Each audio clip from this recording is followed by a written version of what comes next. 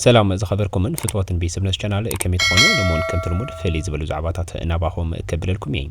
ودب حوحات حدش ملقتي موصو تفليت لهم تقرلاي معرقة مارا تمالي عب كتما مقالا كم زتعسرن بتمساسالون حدا غازيتنيا طعم ألوم زتبحلون كم زتعسر حابريتا بزحنا لهم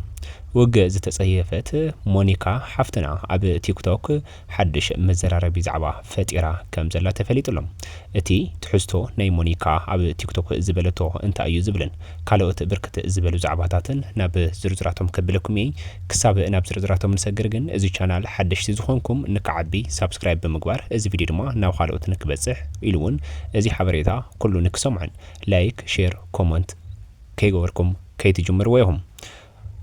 ودب حوحات سامناوي ملقتي موصو تفليت لهم فتحوي علامات حنقتنا هلاونا كنا الرقاقزنا زبل ملقتي اترأسي كوينو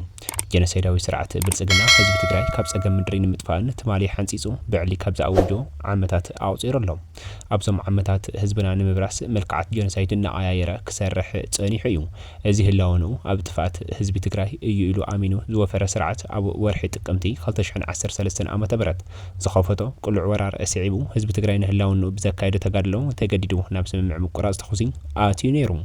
انت خونه جن تمالي ازي سرعه حزبي تግራይ كم حزبي مبراس سلازخونه نتي سممع بتي حدا ገጽ መሳርሒ ብርሰት ህዝቢ ትግራይ በቲ ኻሊ ድማ መዳለዊ ንኻሊ ዙር ኩናት ከጥቀመሉ እዩ ጸኒሑም ኣብዚ ሕዚ እዋን እቲ ጀኖሳይዳዊ ስርዓት ንኩናት ክዳሎ ድሕሪ ምጽናሕ ኣብ ዝሓለፈ ቅድመ ቀዳም 25 ሓምለ 2018 ዓመተ ምህረት ብሸነኽ ሸረሪና ኣብ ልዕሊ ሰራዊትና መጥቃዕቲ ብምፍጻም ናብ ካሊ ዙር ደማዊ ኩናት ተሰጋጊሩ ይርከብ እዚ ስርዓት ቀዲሙ ሒዙ እውን ብሸነኽ ጸለምትን ዓፋርን እውን ተመሳሳሊ ተግባር ዝፈጸም እንትኾን ብወገን ትግራይ ነቲ ኩነታት ንምህዳ ብዝተኸተሎም ስልቲ ናይ ሙሉእ ኩናት ክሰጋገር ኣይከኣለን ንምን انت حزقنا بتي بشنخ شررنا زجمرو وج نتي بخلو كمبارات كجمرو تدالي زلو وقعات كم مجمري توصل تبقسم خانم صحي زوقعو حقيو حزب تግራይ كون مريح ود بحوحات حدقا ازي كوينات كبير سلازخونه سرعه بلصقنا ካብ ጽሕተራ ኩናት ተቆጢው ኩሎም አፈላላያት ብዘተን ድርድርን ክፈትሑ ከም ሕጾኑ ጸኒሖም እዮም እንተኾነ ግን እዚ ጀኖሳይዳዊ ስርዓት ምትዕግስትን ምሕጽንታን ህዝቢ ትግራይን መሪሕ ውድብ ሕወሓትን ጸማም እዝኒ በመሃብ እቲ ዝጀመሮ ብርሰት ህዝቢ ትግራይ ንምምላስ ብሸነኸ ሸረሪና እቲ ዝብህጎ ካሊእ ዙር ደማዊ ኩናት ጀሚርዎ ኣሎ ጀኖሳይዳዊ ስርዓት ብልጽግና ህዝቢ ትግራይን ናይ ምንባር ተፈጥራዊ መሰሉ ንምውሓስ ብጽንዓት ከም ዝቃለስን ከም ዝዕወትን ካብቲ ኣብ ሸረሪና ዝተጎልበበ ስሕረት ከገንዘብ ይግባው ጀኖሳይዳዊ ስርዓት ብልጽግና ኣብቲ ብሸነኽ ሸረሪና بتعبيت حبيتو بسماين مدرن زجمرو وج كبير سبعون نواتاون كيسارا يقاتيمو اتي حدرا حزب تحنقيتو ጫፍ بالحيق ارسنا كوينو زغادلو زلو جغنا سراويت زرأيو جغنتن قراصنتن نت حزب تግራይ بقربا رحقات زطمتو زلو አጠቃላሊ ዓወት ህያው ምስክርን ኮይኑ ንወገነ ዝخرع ንጸላይ ድማ ቃስሙ ዝሰበራ ውግእ ነዚ ስዒቡ ጀኖሳይዳዊ ስርዓት ብልጽግና እቲ አባይታ ዝሰኣኑ ዓወት ብናይ ሓሶት ፕሮፓጋንዳ ንምክሕሓስ ወፍሪ ኣብ ምክያድ ዝርከብ ኮይኑ እንትኾነ ግን መላእ ተቃላሳይ ህዝብና ባህሪ እዚ ስርዓት ኣጻጺኡ ዝርዳእ ስለ ዝኾነ ሰማዕ የብሉን በዚ አጋጣሚ ኣብ ሸራሪና ዝርከበ ኣሃዱታት ሰራዊት ትግራይ ዝፈጸሙ መስተንክራዊ ጅግንነትን ዘመዝገቡ ዓወትን ዘለና ክብርና ኣዳነ እናገለጽና ብሓፈሻ ድማ ፍትሓዊ ዓላማት ሓንጊጥካም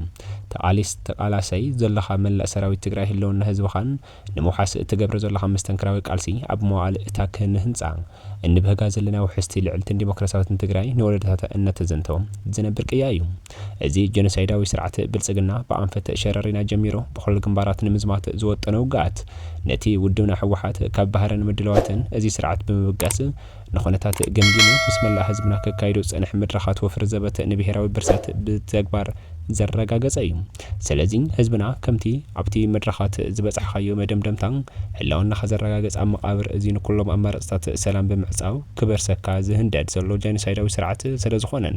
ተቃሊስካ ካብ ምዕዋት ወጻኢ ካሊእ መማራጺ ስለ ዘይብልካን ከም ቀደምካ ውዳበታት ካብ ምትነኻረን ሕልፍ ተመክሮኻ ብምቕያርን ቃልስኻ ክትጠናኸር ውድብካ ህዝባዊ ወያነ ሓርነት ትግራይ የዘኻኸር ዓወትና ድማ ናይ ግድን ይክብል መልእኽቲ ምሕላፉም ተፈሊጡሎም ብተወሳኺ ድማ ተገዳላይ ማዕረግ ኣማረ ነባር ተገዳላይን ኣብ ብረታዊ ቃልሲ 17 ዓመት ብዘጋጠሙ መውጋእቲ ክልተ እዛኑ ምስማዕ ዘይኽእልን ከቢድ ናይ ሽኮር ሕማም ዘለዎ ብመድሓን ዝነብር እንትኾን ብዘለዎ ናይ ሓሳብ ኣፈላላይ ትማሊ ረፋድ ሰዓት 4 ከባቢ መቐለ መንበሪ ገዝኡ ብትእዛዝ ዞባ መቐለ ፖሊስ ኣብ ከተማ መቐለ ክፍለ ከተማ ሰሜን ተኣሲሩ ይርከብ። ፍትሒ ንተገዳላይ ኣማረ ዝብል ሰብ ኣብ ፌስቡክ ማሕበራዊ ሚድያ ብዙሕ ሰብ እኳ ዝነጥፍ እንተሃለዎ መእሰሪ ተገዳላይ ማዕረግ ኣማረ ግን እንታይ እዩ ዝብል ክሳብ ሕጂ መዕለበይ ተረኸበሉን ኢሉ እውን ተገዳላይ ማዕረግ ኣማረ ትማሊ መቐለ ከም ዝተኣሰረ ዝተሓበረ ኮይኑ ኣይተ ማዕረግ ኣማረ ዋላ እኳ ንጹር ምኽንያት መእሰሪኡ ብዝምልከቶ ኣካል ዘይተገለጸ እንተኾነ ናይ ሓሳብ ኣፈላላይ ዘለዎ እንተኾነን ንህዝቢ ትግራይ ኣብ ሓደጋ ዘውድቑ ሚስጥራት ኣሕሊፍካ ንጸላኢ ብምቕባል ግን ካብቶም ምኽንያታት ሓደ ክኸውን ይኽእል ድማ ተባሂሉ ግምት ተባሂብዎ።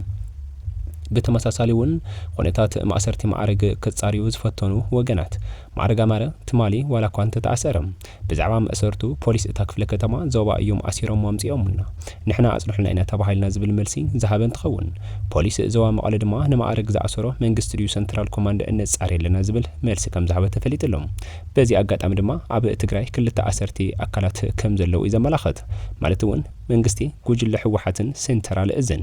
ብተመሳሳሊ እውን ጋዜጠኛ ጥዑም ዓለሙ እውን በቲ ጉጅለ ተኣሲሩ ከም ዘሎ ዝፍለጥ እዩ። ስለዚ ንዞም ሰባት እዚኦም ድምፂ ንኹኖም ዝብል ብርክት ዝበለ ሰብ ኣብ ማሕበራዊ ሚድያ ይንቀሳቐስ ምህላዩ ተፈሊጡሎም። እምበኣርከስ ክቡራትን ፍትወትን ተኸታተልትና ንሎሚ ዝሓዝኩልኩም ዛዕባታት እዞም ክትሰምዑም ፀናሕኩም ይመስል ነይሮም። ክሳብ መወዳእታ ሓቢርኩም ስለፀናሕኩም እንዳመስገንኩ ቅድሚ ምውፃእኩም ግን ቻናል ንኸዓቢ እዚ ቪድዮ ድማ ናብ ካሊእ ንኸበፅሕ ላይክ ሼር ኮመንት ብዓቢ ድማ ሰብስክራይብ ከይገበርኩም ከይትወፁ ኢኹም